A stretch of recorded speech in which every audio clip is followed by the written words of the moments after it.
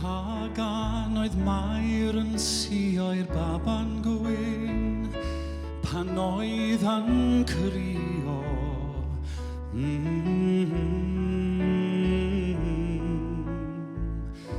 Oedd yr alaw yn lleddf ac yn tynnu dagra, neu yn llon ac ysgam fel plien eira. Sgwni pas bri oedd y mamen chwarae i ddyfyru ei plant yng ngwlad Judea.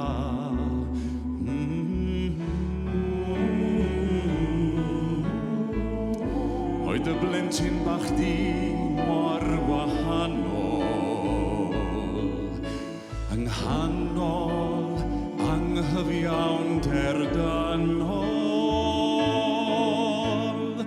Beth oedd dy alaw di Mair, dy alaw di Mair, dy alaw di Mair.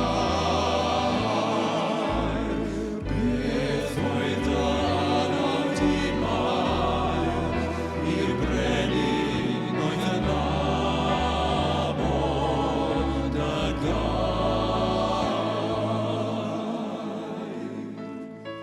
Sgwni sawl tro y curodd salond Mair o fan mewn môr o bryderol.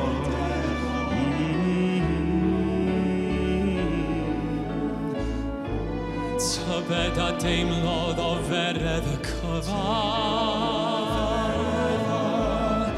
wrth ffoir rhag y gelyn a'r gelyn ym mhobman.